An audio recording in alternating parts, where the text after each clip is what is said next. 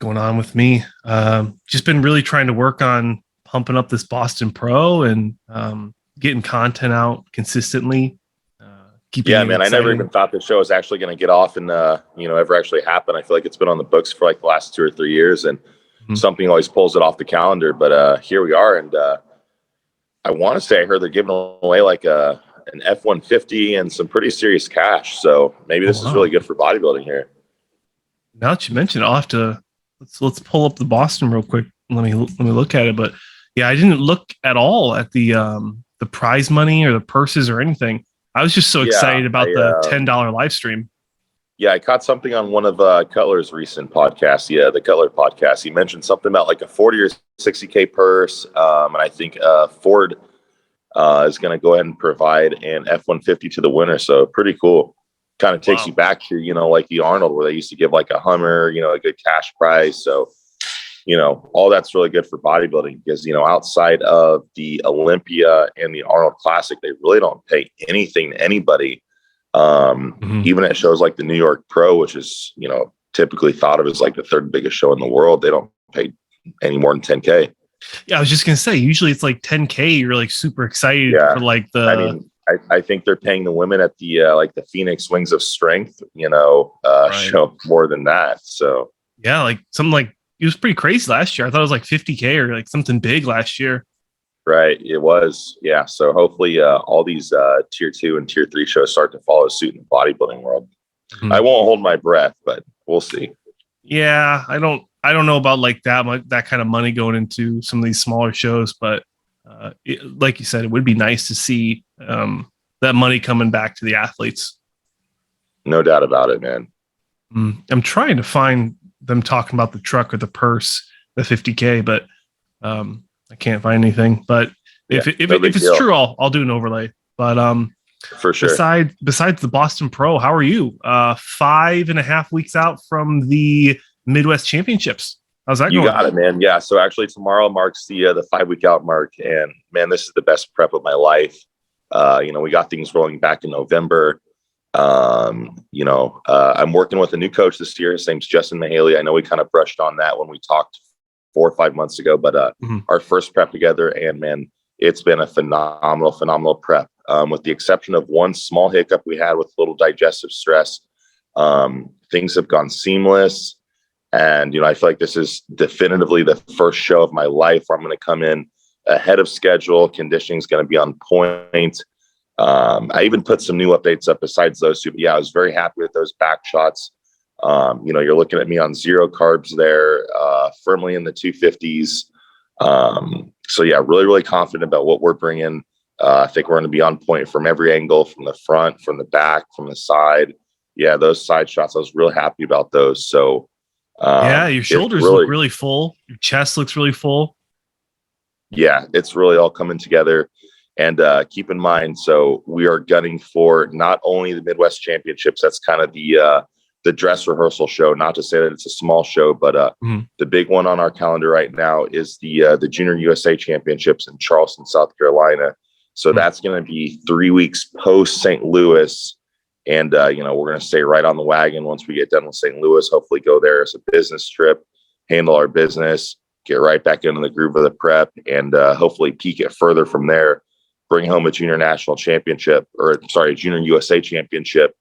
And from that point on, our eyes are set firmly on trying to figure out what's going to be the next course for trying to obtain the IFBB Pro card.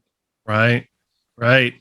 Are you and your coach, are you guys more worried about winning like the title, like a big show, or would you be comfortable, flying to the Bahamas and winning your pro card like that, or the Mexican Super Show?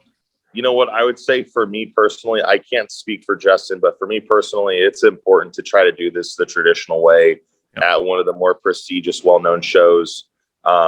And I can definitely respect the fact that, if you can pop off in the IFBB Pro League, it doesn't really matter where you get your pro card at.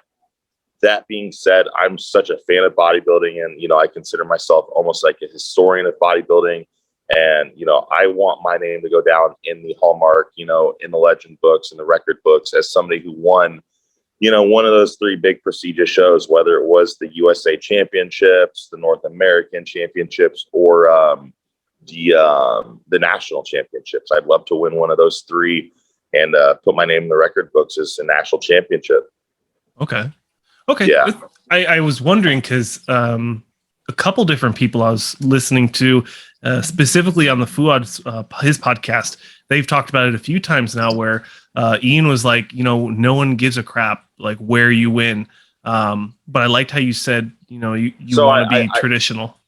I heard that, and I've heard people say that, but on the flip side, I've also seen guys get their pro card at one of these newer, iffier events that go on outside of the continental U.S. And it's kind of an uphill battle from a reputation perspective of trying to properly earn your clout when you go that route, because you do unfortunately pick up a reputation as somebody who's trying to fade the top level competition in order to move into the ifbb Pro League. But, for me, when I think of all of the competition and my peers out there, I want to stand next to those guys as many times as possible throughout my career. I think what makes 90s bodybuilding and early 2000s bodybuilding so cool is the camaraderie of all of those legends competing together so many times. We're lucky to see the top guys in the sport get on the stage at the same time, maybe once, maybe twice per year, whereas those guys would do it at the Arnold, Olympia, all of the Grand Prix shows. And they just created so much camaraderie, history, and legendary, events. And, so like in my eyes, what's going to potentially like build my legacy over time is if I can put myself on stage with potential future greats in the early going here as an amateur and let you and the rest of the fans see how myself and some of those competitors, matriculate through the ranks of the NPC and into the IFBB and hopefully on and up towards things like the Arnold Classic and the Olympia. If you're watching myself and XYZ competitor come up over the course of 10 years, that can, play into us becoming legendary competitors one day, as opposed to just doing a small handful of shows all the way through through the career. Right. So that's what I want. I'm not trying to fade anybody. I'm very confident in my physique, and I want the opportunity to stand with those guys. I want to collect those memories, collect those photos, collect those stage opportunities. That's what people want to see. Nobody wants to grab their card standing next to nobody and having to explain or convince people why they are the next big thing or why they deserve the clout or they deserve the acclaim. I just want you to be able to look at me in the photo and look at who I'm standing next to, and it's just obvious, Yeah, absolutely. I think it's coming. It's just figuring it out, especially with you and Justin having that new coach. I think we're all, I'm excited. I'm sure everyone else watching is excited to see what you're going to do with the Midwest Championships and then the junior. You didn't say it was the junior nationals. You said it was the junior USAs?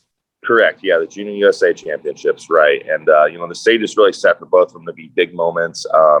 I know at the Midwest Championships, there's going to be individuals in the house like Brandon Curry, our recent Arnold Classic winner, Hunter Labrada, Derek Lunsford, the current 212 Mr. O champion, Branch Warren will be there, and Tyler Manning is going to be the head judge there. So great opportunity to me to get in front of the top name in the sport, in terms of the judging perspective, get that firsthand feedback and take that information and make the best course of action for, the remainder by 2022 or potentially look into 2023. You just don't really know. Yeah. For that show, that's also a pro show, the St. Louis Pro. What do you know what divisions they're doing there for the pro side? Is it just the women's? I want to say there's wellness there. I think there might be like either women's physique or women's figure. And I don't know what is there on the men's side. I did this show 2 years ago, and I remember they had women's figure and women's physique. Super cool chance for me to actually meet and see Natalia Coelho compete in person. So hopefully it's a big draw, but I'd have to look at the entry to confirm what the pro divisions are. Okay. Yeah, I'm seeing it. I'll pull it up for everyone watching. But I'm looking at it right now, and it just looks like it's wellness and women's physique. And honestly, I'm starting to become a fan of women's physique. I did the lineup for the Boston Pro last night, and although I'm not familiar too much with the grading criteria, I'm sure you can fill the fans in on what the judges are looking for. But very full wellness-esque, but more muscle, not as much conditioning. And I was kind of stuck between what they were looking for. I mean, I think what you would specify all of these individual women's classes as somewhat changes on a year-to-year basis. But in my eyes, I've always viewed women's physique as the quintessential old school women's bodybuilding, if that makes sense. So before they really kind of started to blow it out with the mass and the extreme condition and the borderline subjectively masculine physiques, I think, when you take back to the hallmark days of the golden era of women's bodybuilding, I think that's what women's physique today is trying to encompass. So that's what I think of. Okay. Very nice, clean, aesthetic physiques that still represent what bodybuilding should be about. Good taper, small waist, clean condition, aesthetic flow, but not shy on muscle in any respect. So that's what I think of when I think of women's physique. Okay, like that. That's a good answer. Did you get a chance to look at the women's physique lineup for the Boston Pro?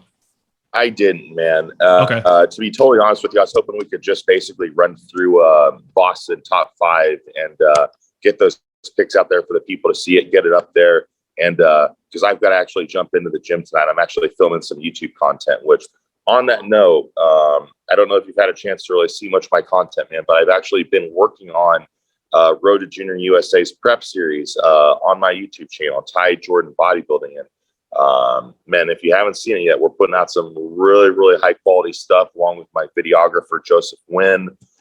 So yeah, we've got episode 10 that we're getting ready to film tonight. It's going to be a big arm day. So yeah, I need the people to know about that, man, because we're really doing something. Yeah. 9 episodes deep for your Road to Juniors USA's. So that looks great, guys. Check that out. Some really raw, high quality stuff. We've got some big lifts there, like the most recent back day, that Coleman-esque back day. There's 600-pound deadlifts in there.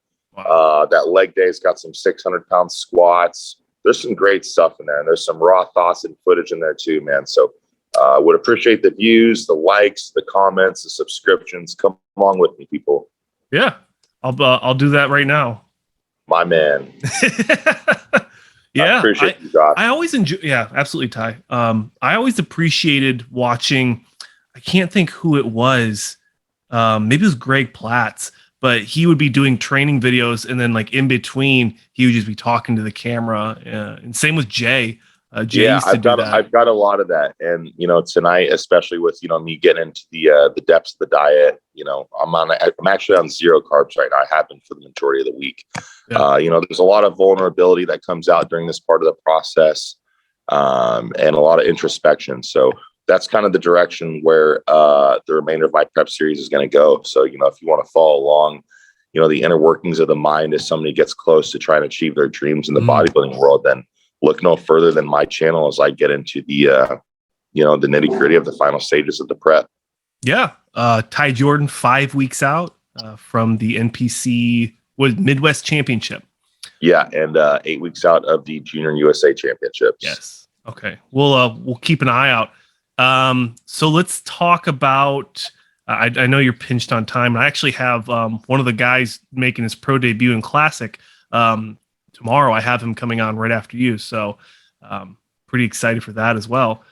But let's go ahead and look at the lineup. Let's look at men's bodybuilding. What are you thinking for the top 5? Man, I think this is a fascinating show, dude. Like I said when we started, we're basically getting what we would typically anticipate with an Arnold Classic Australia, which basically usually gives us the top guys from the Arnold Classic Ohio minus the winner. So I'm going to throw out the names that I have for my top 5, and then I'm going to go ahead and run down how I see those names shaking out. So in no particular order, we've got Steve Kuclo, Phil Clahar, William Bonac, Justin Rodriguez, and Samson Dauda. So those are going to be the names for my top 5, and I'm going to go ahead and in suspenseful fashion, because I know that's what the people want to hear. That's what the people want to see. I'm going to go ahead and try to run this from 5 to 1. Okay. All right. I'm writing it down to keep you accountable. You got it. And I'm going to try to provide some good speculation and some good reasoning behind my selections here. Okay. So with that 5th place slot, I am going to go ahead and place Samson Dauda there. Now, I can understand why that's probably going to shock some people, especially coming off of the showing of his life last weekend at the Arnold Classic, Ohio. Yep. I think Samson's going to be able to come on in here and repeat from a very, very good showing in Ohio, but I don't have any reason to speculate that he's going to be better than he was in Ohio. And after you hear my other placings and my reasons for why I have those placings as such, I think it'll make a little bit more sense. So, all right. So I have Samson Dauda in 5th place. In my 4th place slot, and this really pains me to do this, man, but in my 4th place slot, I have Phil Clahar. Okay. Now, in my heart of hearts, I actually believe Phil Clahar should be pushing probably for the 3rd place slot. Mm-hmm. I really do think he should be pushing for the 3rd place slot. I'll explain what goes into that next. But anyways, I don't know if anybody caught Phil Clahar's recent interview with Ron Harris on Muscular Development, but that is one bad man and that is one madman. I'm sure you guys all know that Phil Clahar vied for a spot at the Arnold Classic. He wanted an invitation. They didn't give him one. Then we saw 5 names drop out of the Arnold Classic, and he still did not receive the invite. I know he's extremely salty about that, just as he's still probably carrying a little bit of salt from last year's unfortunate results with both the Tampa and the Texas Pro, where I don't think a single person in the world could have argued with him winning both of those shows. Now, Phil is a bit of a wild card in that Phil doesn't show any progress pics leading up to any of these shows. But just from hearing that man speak, seeing the look in his eyes, and knowing that Phil Clahar is a 6-foot bodybuilder, brings an amazing back. He brings amazing condition. He really doesn't have any holes in his physique. He brings really nice round shape, good posing, good energy. I mean, you take the politics aside, I have no problem with Phil Clahar being as high as 2 in this show. Mm-hmm. But I think with the fact that his back is against the wall and that he hasn't been on the circuit yet this year, he doesn't do progress pics. He's 47 years old. He doesn't have a big time sponsor. Well, he's with HD Muscle, but I don't think a lot of people think of him as a flagship athlete with him. With all of those things working against him, I think it's going to be really hard for Phil Clahar to see higher than 4th place. But I'm super high on his physique. Super high on his physique. I'm a huge fan of Clahar. What are your thoughts on his midsection real quick? Because I think that's his only critique, is that it's just a little too blocky. So I think his midsection is maybe a little bit messy, but with some of these names that we're about to refer to, I can't really see why his midsection will hold him back too much. So I'll get into that. So good comparison. Next up in the placing, I have Justin Rodriguez. So, Justin Rodriguez has been a really interesting competitor for us this year. He walked out at the Arnold Classic on Friday night, and I think a lot of us saw the incredible amount of muscle mass and density and those crazy back shots that he brought, as well as that spectacular front double bicep. And I think it would have been very easy for us to reason with him, pushing William Bonac hard and Brandon Curry hard for a top 3 spot last week, until unfortunately things started to fall apart with him. The physique started to spill, the ability to keep the abdominals controlled started to wane. So I think when I think of Justin Rodriguez, I think he compares better than anybody in this top 5 to William Bonac in terms of a muscle density, freak factor, back width, back thickness type of comparison. I think he compares very well with Bonac. The big X factor is going to be able to pull it in tight and get that stomach dry and controlled and get those abs where we want them to be for a show like this. And the thing that just seems to work against him is that whether it's a 1-day or 2-day show, seems like he's never really able to pull all of that together for this distinct morning show and the night show. So I expect him to come out like gangbusters in the morning, but for whatever reason, I can't sell him all the way to the finish. So I'm going to have him 3rd place, and then I'm going to have Steve Kuclo in the 2nd place slot. Now, I think there's a big wild card with Kuclo here, in that a lot of people acknowledge that, he brought a streamlined conditioned physique into the Arnold Classic. Now, let me throw a storyline out that I don't think I've heard anybody spin. I I think there's a chance that he brought that streamlined, smaller but crispier physique in because, you know, he's dealing with some personal problems in his life.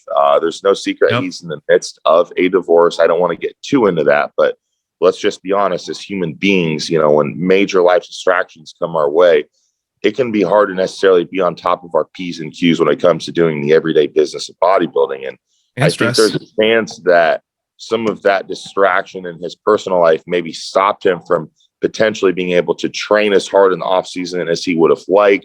And I also know Steve's very involved with politics and he does a lot on the political movement. So I think he was probably just maybe a little bit distracted and ultimately decided that since he wasn't able to put in the requisite time filling his physique out in the off season the way most guys would, that his best game plan from the jump of the prep was to probably just try to bring it in really conditioned and really streamlined. And I think that worked out for him really, really well here, especially with some of these other guys coming in off the mark, the Brett Wilkins and stuff of the world. But there's a lot of talk about if Kuclo can just come in a little bit bigger and fuller here for this show, maybe that'll be the perfect blend. My concern here for him is that I don't know if he can just necessarily come in bigger and fuller if he didn't necessarily do what he needed to do to bring that seasoned, thick, dense muscle that we expect from him in the legs and the back department, coming out of the off season. So I'm worried that if he tries to come in bigger and fuller, he might sacrifice condition and not really fill out a whole lot. So that's a big X factor there. But again, understanding that there's politics involved in bodybuilding, I think everybody's very high on Steve and what he brought. Everyone's happy to see him bring some crisper lines and some deeper separation. So I have Steve in the second spot, which leaves us with William Bonac taking the slam dunk runaway victory. I don't think there's anything he can do to go wrong here. I personally had him in a slam dunk victory over Brandon Curry, who I felt like was maybe at 78 to 83% best. Pretty off. And, I think most people have kind of beat that to a dead horse as to why William Bonac probably could have grabbed that show off for Brandon Curry, but that's neither here nor there. I think William Bonac decisively grabs his Olympia qualification here, makes pretty easy work of this lineup. And like I said, he doesn't really compare well with anybody in this show with the exception of maybe Justin Rodriguez, but I just think he's going to be such a freak ball of muscle, and you can expect that same hardness, roundness, and density that should be pretty much a wrap for him. Mm-hmm. What are your thoughts on William Bonac's recent gyno? It didn't really stand out to me a whole lot during the show. I mean, I always have an eye for it, so I noticed it in action.